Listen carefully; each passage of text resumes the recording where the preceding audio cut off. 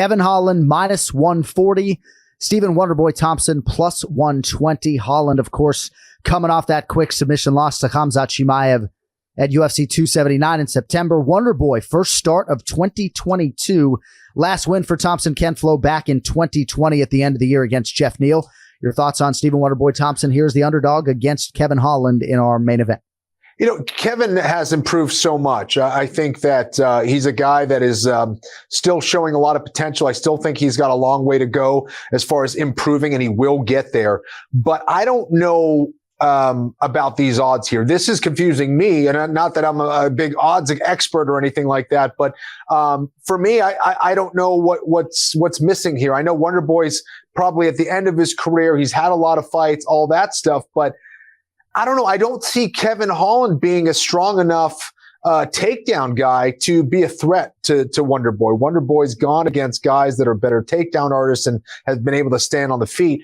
You know, are people figuring him out? I think so. I think people are figuring out the blueprint and how to go about it. But I don't think his time is up yet. I think Wonderboy is going to be able to outpoint him. I think that his ability to find angles and catch and confuse Kevin Holland is still there. And yeah, I like it. I don't think any of the talking or any of the approaches, the tactics from Kevin Holland is going to pose a problem that Stephen Wonderboy Thompson hasn't seen yet. So I like Wonderboy here. I like him as the underdog. And if you do like Stephen Wonderboy Thompson, certainly prefer to get him in the 30-foot octagon in a big arena as opposed to the little UFC Apex. Brian Petrie, before we let you fly, your thoughts on the main event. So does Kevin Holland have the quickest retirement? I mean, I know there's a lot of quick MMA retirements. He was quick. And I understand it. You know, came in with that weird situation with Chimaev. Knew it was a bad matchup for him. Chimaev does what Chimaev does. He got a little upset, and then they go, you know what? He goes, I'm done. Then he go, hey, we got Wonderboy for you. Oh, guys, I can take me. Yeah, I'll take that fight because he wants to stand up, and it's gonna be a great fight, and it is a great fight. The only thing I have trouble with breaking down this fight is I think Stephen Thompson, the only time he's ever struggled on the feet with somebody was Matt Brown, and that was way back when. That was Matt Brown just roughed him up, one of his first UFC losses. And then I guess you can say Anthony Pettis because Anthony knocked him out, but he was teeing off on Anthony before he got knocked out. Kind of got caught. Other than that, when he fights strikers, he dominates. I mean, that Jeff Neal fight was impressive. I think he broke both his thumbs or something in that fight. He looked amazing.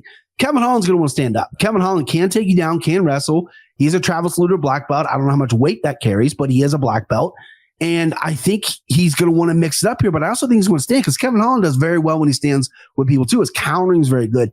And Kevin Holland has that dog in him. When he hurts you, he finishes you. I mean, look at the Jacare fight.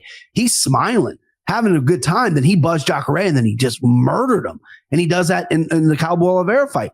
I don't know if Stephen Thompson has that anymore. Stephen Thompson hasn't had a finish since 2016.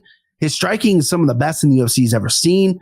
He's going to be 40 in February. And there's a lot of miles on him with the kickboxing and with MMA. And the guy does get hit now. It's a tough pick. I agree with Kenny. I thought this would be more of a pick 'em, but I'm not going to be a valuable. I'm going to be a little chalk boy. I'm going to go Kevin Holland just to mix it up. I think it's super close. I'm not running the window to bet this, but give me Kevin Holland.